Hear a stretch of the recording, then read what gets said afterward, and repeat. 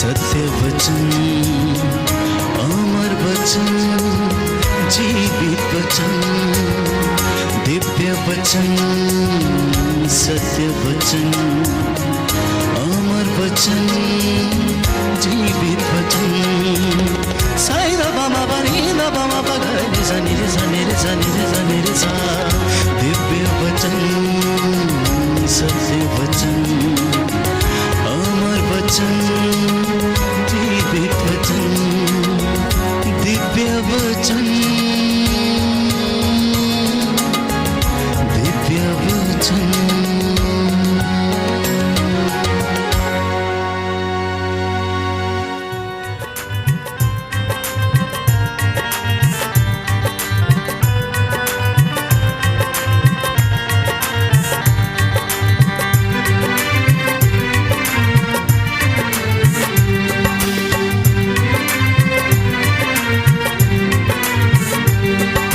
चमचमी बरसा, चमचमी बरसा, चमचमी बरसा, चमचमी बरसा, चमचमी बरसा, चमचमी बरसा, चमचमी बरसा, चमचमी बरसा।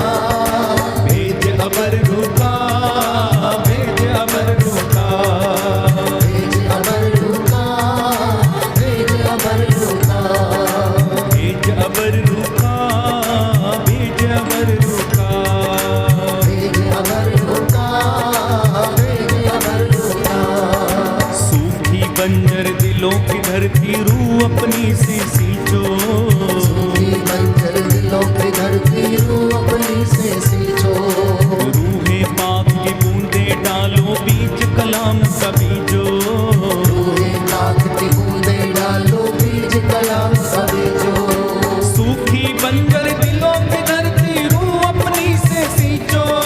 सूखी बंजर दिलों की धरती रूह अपनी से सींचो। रूहे पाक की बूंदे डालो, बीज कलाम का बीजो। रूहे पाक की बूंदे डालो, बीज कलाम का बीजो। बीज कलाम का बीजो, बीज कलाम का बीजो। हाँ बीज कलाम का बीजो। बीज कलाम का बीजो। मुझ कर दो हरा भरा, मुझ कर दो हरा भरा, मुझ कर दो हरा भरा, मुझ कर दो हरा भरा। चमचमी बरसा, चमचमी बरसा, चमचमी बरसा, चमचमी बरसा। ओ चमचमी बरसा, चमचमी बरसा। चमचमी बरसा, चमचमी बरसा। एक सा भेज अबर रुका, भेज अबर रुका, लो भेज अबर रुका, भेज अबर रुका। जैसे फौज फरिश्तों की नबियों के संग रखता था, जैसे मौज फरिश्तों की नबियों के संग रखता था। सच अपनी है, रूह की ताकत से उन नबियों को भरता था। अपनी रूह की ताकत से उन नबियों को भरता था। जैसे फौज फरिश्तों की नबियों के संग रखता था। जैसे मौज फरिश्तों की नबियों के संग रखता था। अपनी रूह की ताकत से उन नबियों को भरता था। अपनी रूह की ताकत से उन नबियों को भरता था। उन नबियों को भरता था, उन नबियों को भरता था। उन नबियों को भरता था। नबियों को भरता था। उस रूह का मजा चखा, उस रूह का मजा चखा, उस रूह का मजा चखा, उस रूह का मजा चखा। चमचमी बरसा, चमचमी बरसा, चमचमी बरसा, चमचमी बरसा। चमचमी बरसा, चमचमी बरसा। चमचमी बरसा, चमचमी बरसा। ताली बजा के भेज अबर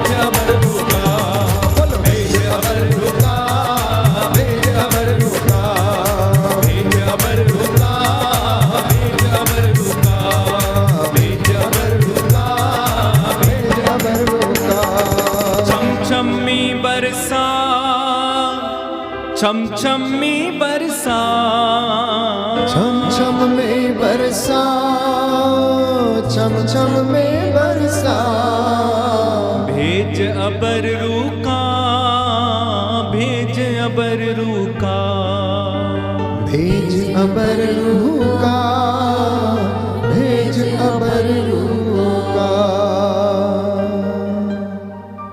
दोनों हाथों को सीने पर लगाएं, महसूस करें उसका सानिध्य आपको घेरे हुए।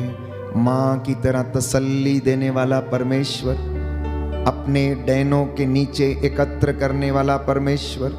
जैसे मुर्गी अपने चूजों को एकत्र करती, वैसे ही परमेश्वर अपने लोगों को एकत्र करता, आशीष देता, संरक्षण देता है, उत्तम गेहूं से खिलाता। इसलिए आपकी आटा गूंदने वाली परात कभी खाली नहीं रहती। वो आपको नित्य प्रतिदिन आशीष देता है और आपके लिए प्रबंध करता, क्योंकि मेरा प्रभु प्रबंध करने वाला ईश्वर है। जैसा कि उसने इब्राहिम के लिए प्रबंध किया, उस पहाड़ी के ऊपर जहां इब्राहिम के लिए उसने प्रबंध किया, इसलिए इब्राहिम ने उसका नाम रखा प्रबंध करने वाला परमेश्वर। वो आपके लिए भी प्रबंध करता है। वचन कहता है कि वह तुम्हें उत्तम गेहूं से खिलाता है। वो बीज को जो अंकुरित होता है आशीर्वाद देता है। वो उस बीज को जो अंकुरित होता है आशीर्वाद देता है। आपकी दाखबारियों के फल आपके बच्चों को आशीष देता है। आप माता पिता को वो ब्लेस करता है। इसलिए हर एक बंधन आज आपकी जिंदगी से, बच्चों की जिंदगी से टूटे। परमेश्वर का वचन ये कहता है, अगर तुम मेरी आज्ञाओं का पालन नहीं करोगे, उस पर नहीं चलोगे, तो 4 पीढ़ियों तक तुम श्राप में रहोगे। अगर मेरी आज्ञाओं को मानोगे तो 1000 पीढ़ियों तक तुम्हें आशीर्वाद मिलेगा। अगर किसी कारणवश पूर्वजों की निरर्थक जीवनचर्या के चलते बच्चों में ईर्ष्या है, क्रोध है, पाप है, व्यभिचार है, शरीर को अशुद्ध करने वाली बात है, ये बंधन आज आपकी जिंदगी से वो तोड़ेगा, कैंसल करेगा, वचन के माध्यम से आपको शुद्ध करेगा। प्यारे भाई, प्यारी बहन, इसलिए संपूर्ण हृदय से उसका वचन ग्रहण करना। बोलिए आमेन, हालेलुया, हालेलुया। यीशु की स्तुति हो, यीशु को धन्यवाद, यीशु की आराधना हो, यीशु की महिमा हो, यीशु को धन्यवाद, हालेलुया। कभी कभी हम लोग अपनी जिंदगी में फेल हो जाते हैं। क्यों? हम ईश्वर के सामर्थ्य को अनुभव नहीं कर पाते हैं, उसकी शक्ति को महसूस तो करते हैं लेकिन भरोसा नहीं कर पाते हैं। क्योंकि इंसान जल्दी जल्दी अपनी जिंदगी में इफेक्ट देखना चाहता है, प्रभाव देखना चाहता है। वो सोचता है अभी हो जाए, वो सोचता है अभी हो जाए, अभी मुझे चीज मिल जाए। लेकिन ऐसा संभव नहीं है। हर काम के लिए मेहनत करना पड़ता है, हर काम को सुनना पड़ता है। अब कोई दुकानदार है तो वो सोचता है आज मुझे जल्दी से बहुत सारा पैसा मिल जाए। कोई लॉटरी खेलता है तो वो सोचता है आज ही मेरी लॉटरी निकल जाए। तो प्रभु जानता है किसको कितना देना है, किसको कितना देना है। और मैं बहुत सुंदर बात प्रेरणा से परिपूर्ण होकर कहता हूं, जिसकी जितनी बड़ी झोली है उसमें उतना ही समाता है, उससे ज्यादा नहीं। आपने वरदानों को ग्रहण करने के लिए अगर आपने झोली बनाई है तो उसमें उतना ही बनेगा, अगर झोला बनाया है तो उसमें उतना ही गिरेगा। बहुत मेहनत किया है तो उसमें उतना ही आएगा। जितना गुड़ डालेंगे उतना ही मीठा होगा, उससे ज़्यादा नहीं हो सकता। जितनी तपस्या करेंगे, जितना नाम सिमरन करेंगे, जितना उसका वचन सुनेंगे, जितने सेवा करेंगे, जितना पुण्य करेंगे, जितना दशमांश दान दक्षिणा देंगे, जितने प्रभु के लोगों की, लाचार लोगों की सेवा करेंगे, उतनी मात्रा में आपको भी दिया जाएगा। बोलिए आमेन, हालेलुया, यीशु की स्तुति हो, यीशु को धन्यवाद, हालेलुया। तो कहता है तुम दो और तुम्हें भी दिया जाएगा। तुम मेरे पास बैठो, मैं तुम्हारे पास बैठूंगा। तुम मुझ में रहो, मैं तुम में रहूंगा। यही तो शिक्षा है। यही तो धर्मशास्त्र में बताता है, कहता है मेरी मर्जी के बिना कुछ भी नहीं होता है।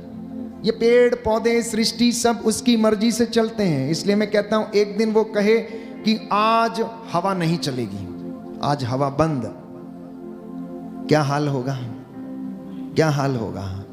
सांस लेने के लिए मजबूर हो जाएंगे। कोरोना के समय ऑक्सीजन मिलना प्यारे भाई और बहनों दूभर हो गया और लोग मरने लगे। अब प्रभु कहे कि आज मैं धमोला के ऊपर क्या नहीं भेजूंगा, हवा नहीं भेजूंगा, तो क्या हाल होगा हमारा। इसलिए कहता है तुम मुझसे अलग रहकर कुछ भी नहीं कर सकते हो। अब मैंने कहा कि हम फेल क्यों होते हैं उसे पहचानने में, अनुभव करने में, तो स्तोत्रकार लिखता है 139 स्तोत्र संख्या 139 पद संख्या 1 और उससे आगे, तुम मुझे नहीं जानते पर मैं तुम्हें जानता हूं। सुनिए ध्यान से नौजवान बेटे और बेटियां, प्रभु कह रहा है तुम शायद मुझे नहीं जानते हो लेकिन मैं तुम्हें जानता हूं। जब तुम उठते हो, बैठते हो, खड़े होते हो तो मैं तुम्हें जानता हूं। अगले वचन में लिखा है मैं तुम्हारे विचारों को भांप लेता हूं। इस वक्त आप वचन सुन रहे हैं, शायद कान से सुन रहे हैं लेकिन यहां से कुछ और सोच रहे हैं, है या नहीं। आप में से बहुत सारे लोग हैं, कोई बच्चा अभी अपना शायद पुस्तक का पाठ याद कर रहा होगा, उसको याद आ रहा होगा। कोई मम्मी शायद घर की सोच रही होगी मेरी कहीं गाय ना खुल के चली जाए, कहीं कोई चोरी ना करके, है बीबी इतना ही है ना। तन तो यहां है, मन तो कहीं और है। तन यहां है, मन कहीं और है। हो सकता घर में जो ऑनलाइन मेरे साथ जुड़े हुए हैं, किचन में आपके चावल पक रहा है और आप टीवी देख रही हैं, हो सकता आपको लगेगा कि मेरा चावल ना जल जाए इसलिए पहले मैं जाके किचन देख आऊं। वचन इधर से सुन रहे हैं लेकिन दिमाग कहीं और है। इसलिए प्रभु हमसे अपेक्षा करता है कि हम अपना चित्त उसमें लगाएं, मन उसमें लगाएं, तब वो उसे शांति प्रदान करेगा। क्योंकि ये मन बड़ा विचलित है, ये मन बड़ा विचलित है। इसलिए प्रभु ये कहता है कि मैं तेरे विचारों को भांप लेता हूं। स्तोत्र संख्या 139 पद संख्या 3, मैं तेरे विचारों को जानता हूं। मत्ती का सुसमाचार अध्याय 10 पद संख्या 29 से 31 तक, तेरे सिर का एक एक बाल गिना हुआ है। तेरे सिर का एक एक बाल जो है वो गिना हुआ है। क्या किसी ने इसकी गिनती की? डॉक्टर कहते हैं लगभग इतने बाल हैं, लगभग इतने बाल हैं। बाइबल क्या कह रही है? तेरे सिर का एक एक बाल गिना हुआ, मतलब परमेश्वर को आपका पता है, आपकी चिंता है, एक एक चीज वो जानता है। क्यों ऐसा कहता है? क्योंकि उत्पत्ति ग्रंथ बाइबल हमें बताती है अध्याय 1 पद संख्या 27, क्योंकि मैंने तुझे अपने प्रतिरूप बनाया। ईश्वर ने मुझे और आपको अपने जैसा बनाया। हम चलते फिरते उसके प्रतिरूप हैं। और उसने ईसा को जो इस रोटी में विराजमान है हमारे बीच में इसलिए भेजा कि वो हमें ईश्वर का ज्ञान कराए, वो हमें यह सिखाए कि ईश्वर कैसा दिखता है। यीशु मसीह ये हमें बताने के लिए आए। इसलिए ना केवल उन्होंने कहा, उन्होंने करके दिखाया। उन्होंने हमें करके दिखाया। उन्होंने आशीष दी, रोगियों को चंगा किया, मुर्दों को जिलाया, 38 साल से बीमार व्यक्ति को उसने चंगा किया। जेरुस नामक व्यक्ति की बेटी जो मर गई थी उसे जिंदा किया। नाइम की विधवा का बेटा जो इकलौता था वो मर गया था, उसकी अर्थी ढो के वो जा रहे थे और वो चारी माँ बड़ी परेशान थी क्योंकि उसका एक ही सहारा था। यीशु उस रास्ते से गुजर रहे थे तो उसको तरस हो आया और उस मृत युवक की अर्थी को यीशु ने छू दिया और वो मुर्दा उठ बैठा और उसने उसे अपनी माँ के हवाले कर दिया। तो कहता है वो सब कुछ जानता है, मेरे और आपके विचारों को जानता है। बाइबल कहती है यिर्मयाह नबी के ग्रंथ अध्याय 1 पद संख्या 4 से 5 में कि माता के गर्भ में रचने से पहले मैंने तुझे जान लिया है। अगर ईश्वर ये सब काम ना करे तो माताएं बांझ ना रहें, कोई भी माता बांझ ना रहे। इंसान प्यारे भाइयों और बहनों अपने बल पर कुछ नहीं कर सकता। कहता है मां के गर्भ में मैंने तुझे रचा, तेरी हड्डियों को बढ़ते हुए मैंने तुझे देखा। जब तू अंधकार में गढ़ा जा रहा था मेरी नजर तुझ पर टिकी हुई थी, मैंने तेरी हड्डियों को बढ़ते देखा। कहता है मैंने तुम्हारे सब कामों को देखा, तुम में कोई गलती नहीं थी। जब तुम अदृश्य में बने और गढ़े जा रहे थे, कहता है कुछ भी गलती नहीं थी, मैंने तेरा संपूर्ण रूप से निर्माण किया। इसलिए प्रभु ने हम सबको अलग बनाया। हाथ की रेखाएं अलग हैं, आपका नाक, मुंह, नैन, नक्श हमें कैसे दिखने चाहिए उसने हमें प्रदान किया है, यह उसकी योजना है। इसलिए दुनिया में आपकी हाथ की रेखाओं से किसी दूसरे की मिलती नहीं है। इंसान की क्या बिसात है कि वो ऐसा काम कर ले कि करोड़ों की संख्या में लोग हैं लेकिन उनके एक दूसरे की हाथ की रेखाएं कभी मिलती नहीं है। कौन करता है? कहता है मैं तुम्हारा परमेश्वर ये काम करता हूं। इसलिए मैंने कहा हम लोग उसे नहीं जानते हैं, हम उसे नहीं पहचानते हैं, इसलिए हम खो जाते हैं। हमारा निर्माण अपूर्व है। स्तोत्रकार कहता है हमारा निर्माण अपूर्व है, हम अपने आप में बहुत सुंदर हैं क्योंकि हम उसकी बनाई हुई कृति हैं। लेकिन नौजवान युवक और युवतियां पतले रहने के लिए ना जाने क्या करते हैं और बाद में उनके पेट खराब हो जाते हैं, लीवर खराब हो जाते हैं, सूख जाते हैं, हड्डियां पर चमड़ा होता नहीं है बिल्कुल एकदम। क्यों?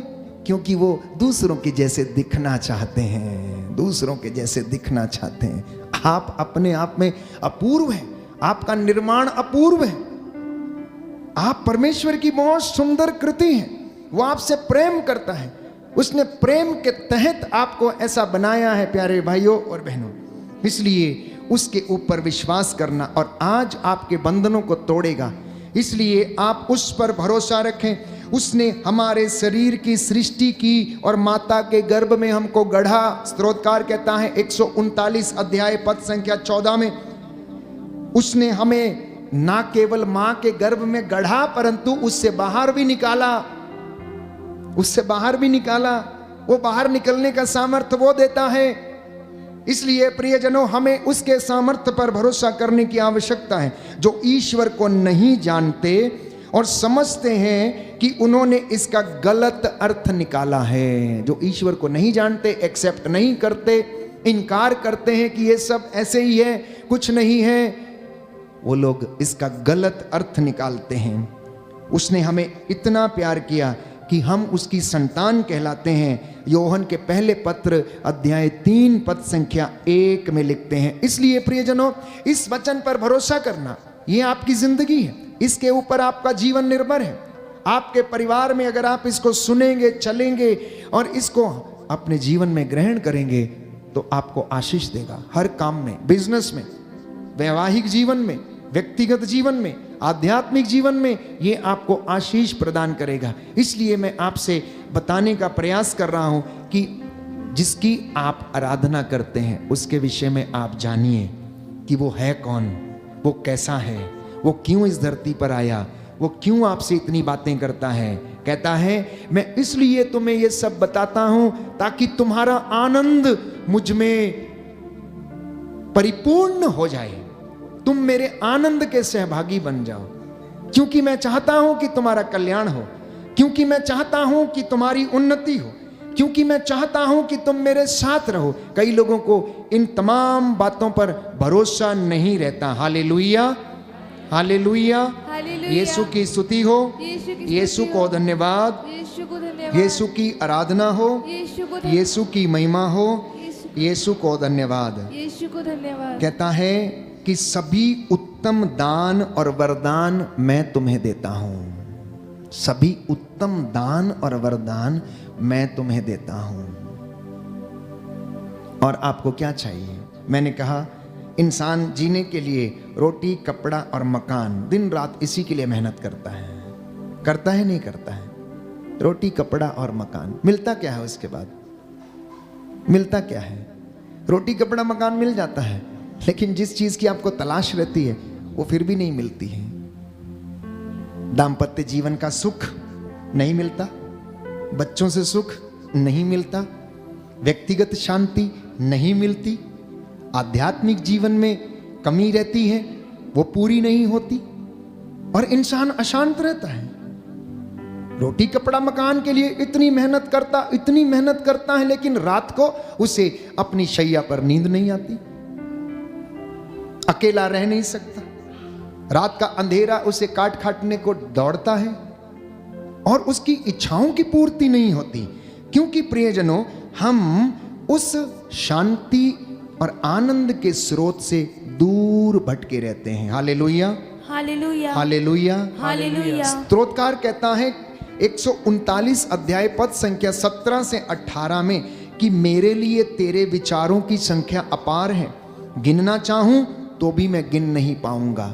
यिर्मयाह नबी के ग्रंथ अध्याय 29 पद संख्या 11 में वो कहता है कि मैंने तेरे लिए योजना बनाई है, आप सबके लिए योजना है, और उस योजना के मुताबिक आज आप उसकी हुजूरी में हैं। आप यूं ही नहीं आ गए आज यहां पर, आप यूं ही वचन नहीं सुन रहे। ये उसकी योजना है कि आप यहां पर बैठे पवित्र हो जाएं और वो आपको मस्सा करे और आपके बिजनेस को आशीष दे। आप में से नौजवान बच्चे, बेटे और बेटियों को अपने वचन से वो छू ले, ताकि आप आने वाली जिंदगी में भटके नहीं, परंतु आप सत्य के मार्ग पर चलें और वो आपको आशीष प्रदान करेगा। कहता है यिर्मयाह नबी के ग्रंथ अध्याय 33 पद संख्या 3 में, जब तुम मुझे पुकारोगे तो मैं तुम्हारी पुकार सुनूंगा। दाहिना हाथ उठाकर वचन दोहराएंगे, हालेलुया, हालेलुया। प्रभु कहता है जब तुम मुझे पुकारोगे, जब तुम मुझे पुकारोगे, मैं तुम्हारी पुकार सुनूंगा, मैं तुम्हारी पुकार सुनूंगा, और तुम्हें उत्तर दूंगा, और तुम्हें उत्तर दूंगा, और ऐसी महान तथा और ऐसी महान रहस्यमयी बातें बताऊंगा रहस्यमयी बातें बताऊंगा, जिन्हें तुम अभी नहीं समझते। जिन्हें तुम अभी नहीं समझते। यदि तुम मुझे ढूंढोगे यदि तुम मुझे तो मैं तुम्हें मिल जाऊंगा। मैं तुम्हें मिल जाऊंगा। यदि तुम प्रभु में यदि तुम प्रभु अपना में आनंद पाओगे अपना आनंद पाओगे, तो वह तुम्हारा मनोरथ पूरा करेगा। तो वह तुम्हारा मनोरथ पूरा hallelujah, hallelujah, hallelujah, hallelujah, hallelujah. Hallelujah. लूकस के सुसमाचार अध्याय 5 पद संख्या 11। लूकस का सुसमाचार अध्याय 5 पद संख्या 11 सुंदर वचन है। हम इसे पढ़ना चाहेंगे और इस पर मनन चिंतन करना चाहेंगे। लूकस का सुसमाचार अध्याय 5 पद संख्या 1 से 11 तक पढ़ेंगे। ध्यान से सुनिए। एक दिन ईसा गनेजरेत की झील के पास थे। लोग ईश्वर का वचन सुनने के लिए उन पर गिरे पड़ते थे। उस समय उन्होंने झील के किनारे लगी 2 नावों को देखा। क्या देखा? झील के किनारे लगी हुई 2 नावों को देखा। मछुए उन पर से उतरकर जाल धो रहे थे। तो ईसा ने सिमोन की नाव पर सवार होकर उसे किनारे से कुछ दूर ले चलने के लिए कहा। इसके बाद वे नाव पर बैठे हुए जनता को शिक्षा देते रहे। उपदेश समाप्त करने के बाद उन्होंने सिमोन से कहा, नाव गहरे पानी में ले चलो। नाव गहरे पानी में ले चलो और मछलियां पकड़ने के लिए अपने जाल डालो। क्या लिखा? मछलियां पकड़ने के लिए अपने जाल डालो। सिमोन ने उत्तर दिया, गुरुवर, रात भर मेहनत करने पर भी हमको कुछ नहीं मिला, हम कुछ नहीं पकड़ सके, परंतु आपके कहने पर मैं जाल डालूंगा। शिष्यों ने उत्तर दिया, गुरुवर, हमने रात भर मेहनत किया लेकिन हमें कुछ भी नहीं मिला, हम कुछ भी पकड़ नहीं सके, लेकिन यदि आप कहते हैं तो मैं जाल अवश्य डालूंगा। यह देखकर सिमोन ने ऐसा करने पर बहुत अधिक मछलियां फंस गईं और उनका जाल फटने को हो गया। उन्होंने दूसरी नाव के अपने साथियों को इशारा किया कि आकर हमारी मदद करो। वे आए और उन्होंने दोनों नावों को मछलियों से इतना भर लिया कि वे नावें डूबने को हो गईं। यह देखकर सिमोन ने ईसा के चरणों पर गिरकर कहा, प्रभु मेरे पास से चले जाइए, मैं तो पापी मनुष्य हूं। जाल में मछलियों के फंसने के कारण वह और उसके साथी विस्मित हो गए। यही दशा याकूब और योहन की भी हुई। ये जबेदी के पुत्र और सिमोन के साझेदार थे। ईसा ने सिमोन से कहा, डरो मत, अब से तुम मनुष्यों को पकड़ा करोगे। वे नावों को किनारे लगाकर और सब कुछ छोड़कर ईसा के पीछे हो लिए। बोलिए आमीन, हालेलुया, हालेलुया, हालेलुया, हालेलुया। यीशु की स्तुति हो, यीशु की स्तुति यीशु हो, को धन्यवाद, यीशु को धन्यवाद, यीशु की आराधना हो, यीशु की आराधना यीशु की महिमा हो, यीशु की यीशु महिमा, को धन्यवाद। यीशु को धन्यवाद। वचन में हम सुनते हैं कि यीशु लोगों को सुसमाचार सुनाया करते थे। भीड़ की भीड़ उनके आगे पीछे रहती थी। बहुत से बीमार वहां पर आया करते थे, कुछ उनका पल्ला छूने के लिए तरसते थे। तो लोग अपने बीमारों को खाटों पर लिटाकर उठाकर लाया करते थे और उनके सामने रख दिया करते थे, और वो बाइबल कहती है उन्हें हाथ से छूते और वे चंगे हो जाते थे। अब आज का ये जो वृत्तांत हमने सुना है, ये भीड़ की भीड़ यीशु के पीछे चली आ रही थी। कुछ लोग उसके चमत्कार देखने के लिए तरसते थे, तो कुछ लोग उनसे भोजन की आशा करते थे, क्योंकि उन्होंने समय समय पर लोगों को खिलाया था, चमत्कार करके खिलाया था। 5000 लोगों को 2 मछलियों और 5 रोटियों से उन्होंने खिलाया, और बाइबल कहती है कि सबने तृप्त हो गए खा के, लेकिन फिर भी बचे हुए टुकड़ों से 12 टोकरे भर गए। उस रोटी को उन्होंने आशीर्वाद दिया, 5 मछलियों और 2 रोटियों को आशीर्वाद दिया, और वो मल्टीप्लाई हो गई और लोगों ने उसे भरपेट खाया। कहते हैं कई थियोलॉजियन और धर्मशास्त्र की व्याख्या करने वालों का मानना है कि वहां पर लोगों के पास जो कुछ था उन्होंने आपस में एक दूसरे के साथ शेयर किया। उस लड़के के पास जो कुछ था उसने उसे यीशु को दे दिया, यीशु ने उस पर आशीष की प्रार्थना पढ़ी, चमत्कार हुआ और रोटियां और मछलियां बढ़ने लगी, और उन्होंने लोगों को पंक्तों में बिठाया और वो बांटते गए और लोग खाते गए और तृप्त होते गए। इस वृत्तांत में हमने पढ़ा कि यीशु लोगों को शिक्षा देने के लिए, क्योंकि भीड़ उनके ऊपर गिरी पड़ती थी, इसलिए वो क्या करते हैं कि एक अच्छा उपाय खोजते हैं। सिमोन की नाव वहां पर किनारे पर लगी हुई थी, वो जाकर उससे, शायद उन्होंने उससे कहा होगा, सिमोन मुझे तुम्हारी नाव चाहिए। क्यों चाहिए ये मत पूछो, मुझे तुम्हारी नाव चाहिए, क्या तुम देने के लिए तैयार हो? उसने कहा ठीक है प्रभु, ले लो आप। और वो कहते हैं चलो, वो नाव में बैठते हैं, थोड़ा दूर लेकर जाते हैं, क्योंकि जितने लोग पहाड़ पर बैठे थे वो उनको अच्छी तरह से देख सकते थे, वो अच्छी तरह से उन्हें देख सकते थे, और नाव में बैठकर वो प्रवचन करते हैं, लोगों को सुनाते हैं। सिमोन भी उस नाव में बैठा था, वो भी वचन सुनने लगा। वचन सुनते सुनते सुनते सुनते उनको यीशु की पावर के विषय में पता लगा, उनके अधिकार के विषय में पता लगा, उनके अंदर क्या है उसके विषय में पता लगा।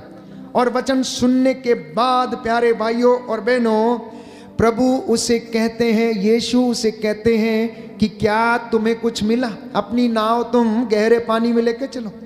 कहता है गुरुवर, रात भर मेहनत किया, कुछ नहीं मिला, हताश हो गए, निराश हैं, अब तो ऐसा लगता है कि कुछ नहीं मिला, लेकिन यदि आप कहते हैं तो मैं जाल डालता हूं। क्यों उसने स्वीकार किया? उसने इसलिए स्वीकार किया कि इस आदमी का बोलना, इस व्यक्ति का व्याख्या करना, ये कुछ अलग है, ये अधिकार के साथ बोलता है। दुष्ट आत्माएं इसे देखकर कांपती हैं और डरती हैं। इसलिए ये प्यारे भाइयों और बहनों, मैं इसके कहने पर मैं क्या करूंगा, जाल डालूंगा। और उसने डाला, मछलियां इतनी भर गई, इतनी भर गई कि वो जाल फटने को हो गया। शिष्यों ने अपने दूसरे साथियों को बुलाया। जाल एक था, नावें दो थी। जाल एक और नावें दो, मछलियों से वो भर गई। ये परमेश्वर की कृपा है, ये उसकी दया है जो हमारे ऊपर वो करता है और इस दया को बरसाता है। प्यारे भाई और बहन, आपसे एक सवाल है, क्या आप अपनी नाव उसे देने को तैयार हैं? आपकी नाव कौन सी है? आपका घर। आपका घर उसकी नाव है।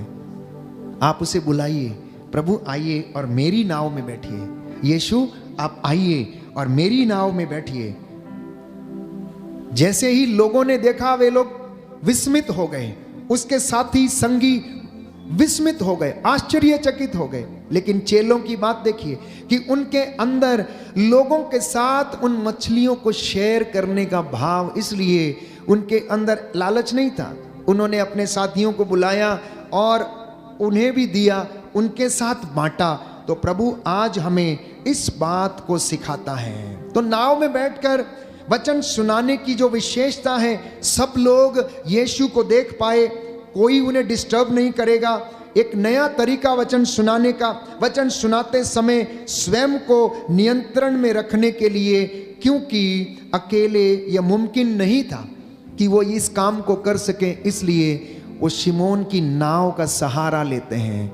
आज यदि यीशु आपके जीवन में चमत्कार करेगा तो उसे आपके घर की जरूरत है, उसे आपके बेटे और बेटियों की जरूरत है, उसे आपकी चीजों की जरूरत है। उसे आप देना, उसे इन दो हाथों को देना। आपकी आंखें प्रभु की आंखें बने, आपके हाथ प्रभु के हाथ बने, आपके पैर प्रभु के हाथ बने। उसे इनकी जरूरत है। मैं आपको विश्वास दिलाता हूं, यदि आज आप उसे अपना घर देंगे, अपने बच्चे उसके चरणों में आप समर्पित करेंगे, प्यारे भाइयों और बहनों, आपकी नाव भी भर जाएगी, आपका घर भी भर जाएगा आशीषों से, बरकतों से। आपकी जिंदगी में हर प्रकार का बंधन टूटेगा, हर प्रकार के लोभ लालच से वो आपको बचा कर रखेगा और विश्वास के वरदान से आपको भरपूर करेगा। बोलिए आमीन, आमीन, हालेलुया, हालेलुया, हालेलुया। हालेलुया। यीशु की स्तुति हो, यीशु की स्तुति यीशु हो, को धन्यवाद, यीशु को धन्यवाद, यीशु की आराधना हो। यीशु की आराधना। हे प्रभु यीशु, हे प्रभु मैं यीशु, विश्वास करता हूँ मैं विश्वास आप करता मुझसे हूँ, बातें कर रहे हैं। आप मुझसे बात कर रहे हैं। Hallelujah, hallelujah, hallelujah. हालेलुया। तो घर में यदि आपके बच्चों की शादियां नहीं होती हैं, यदि उन्हें उन्नति नहीं मिलती है, यदि वो पास नहीं होते हैं, यदि दंपति के जीवन में संतान का आशीर्वाद नहीं है, तो प्रभु को समर्पित हो जाना, प्रभु को समर्पित हो जाना। आप करके देखिए, प्रभु कहता परख कर देखो कि वो कितना भला है। मांगने वाले को वो सब कुछ देता है। कहता है तुम अपने बच्चों को नालायक होने पर भी इतनी अच्छी चीजें दे देते हो, वो कितने भी बुरे हो तो भी तुम उन्हें अच्छी चीजें देते हो, तो मांगने वालों को वो आत्मा क्यों नहीं देगा? मांगने वालों को वो आशीष क्यों नहीं देगा? कहता है जो मांगता है उसे दिया जाता है, जो खटखटाता है उसके लिए खोला जाता है, और जो ढूंढता है उसे मिल जाता है। तो प्रभु के सामने एक छोटे बच्चे के रूप में आना, छोटे बच्चे, उसके मन में कोई गाइल नहीं, उसके मन में कोई दोष नहीं होता, वो निर्दोष होता, पवित्र होता है। उस बच्चे के रूप में आकर प्रभु से आप मांगना। आप अपनी जिंदगी में, रोजमर्रा की जिंदगी में अधिकारी के सामने जाते हैं, तहसीलदार के सामने जाते हैं, कैसे आप गिड़गिड़ाते हैं? जज के सामने आप कैसे गिड़गिड़ाते हैं?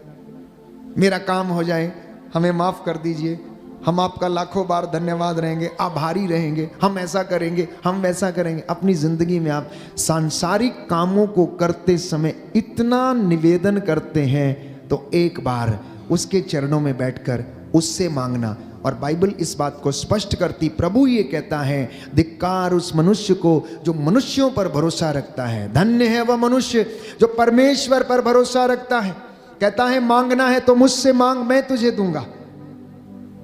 इंसान की क्या बिसात है वो किसी को कुछ दे दे, क्योंकि उसको तो सब कुछ ऊपर वाले ने दिया है, सब कुछ यीशु ने दिया है, सब कुछ ईश्वर ने दिया है। कहता है संत पौलुस, तुम्हारे पास आखिर ऐसी कौन सी चीज है जो तुम्हें ना दी गई हो? गर्व किस बात का करते हो? घमंड किस बात का करते हो? अच्छा स्वास्थ्य मैंने दिया, जिंदगी मैंने दी, तुम्हें सुंदर शरीर मैंने दिया, मम्मी पापा भाई बहन मैंने दिया,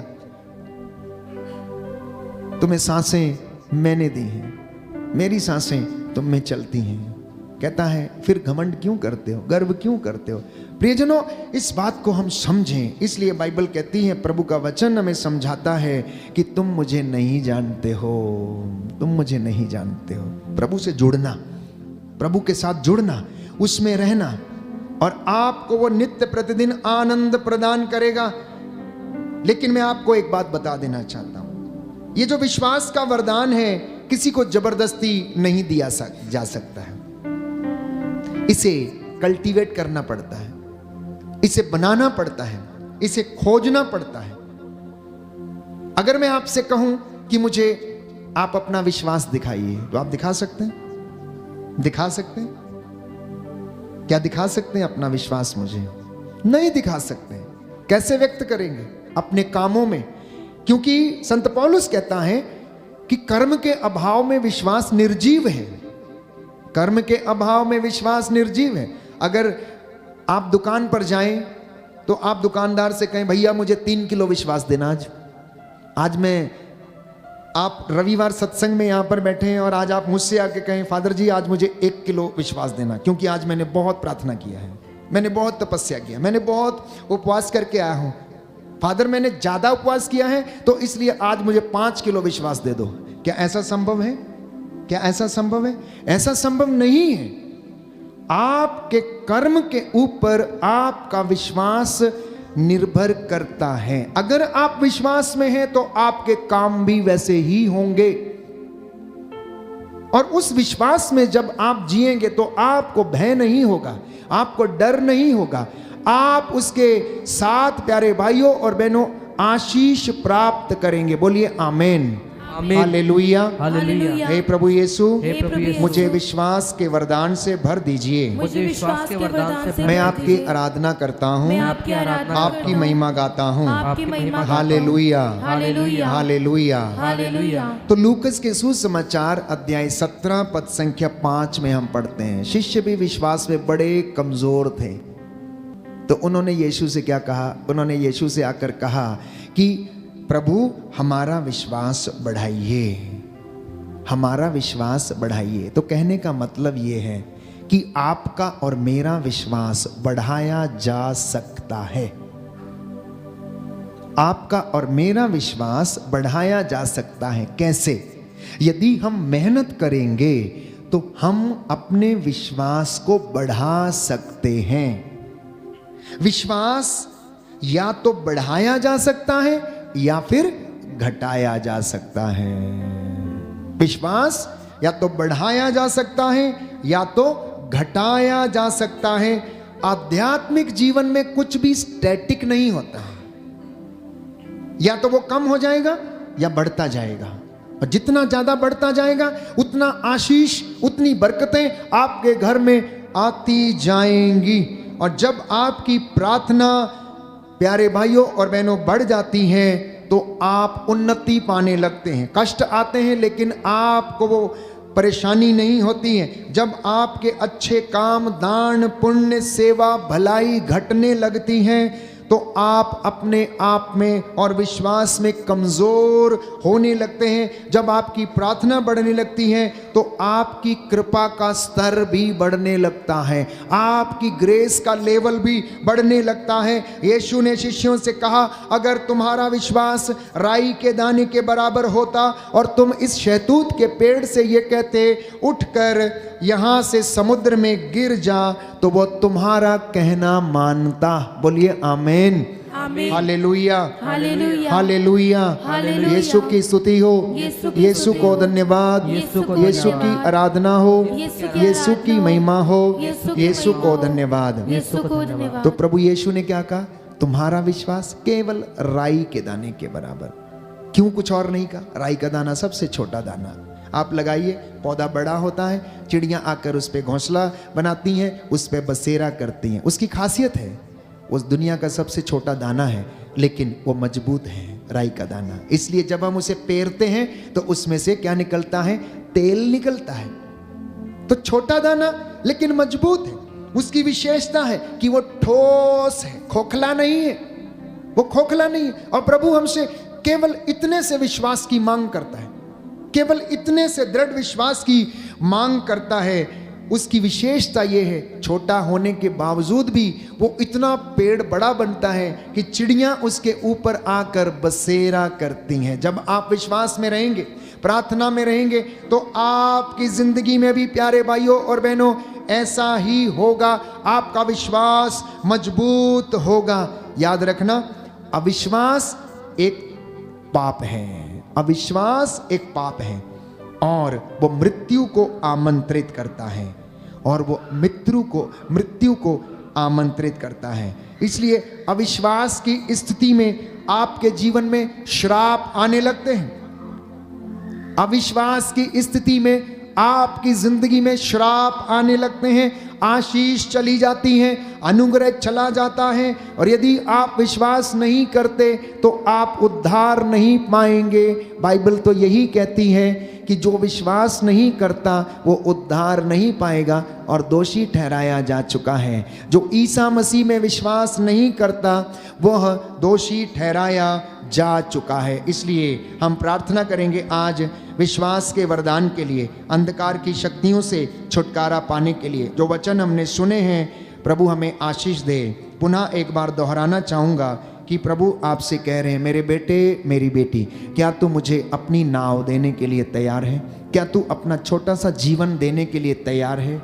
मैं तेरी जिंदगी में चमत्कार करूंगा, मैं तुझे आशीष प्रदान करूंगा। प्रभु का आत्मा इस वक्त हम पर अधिकार ले और हमें आशीष प्रदान करे।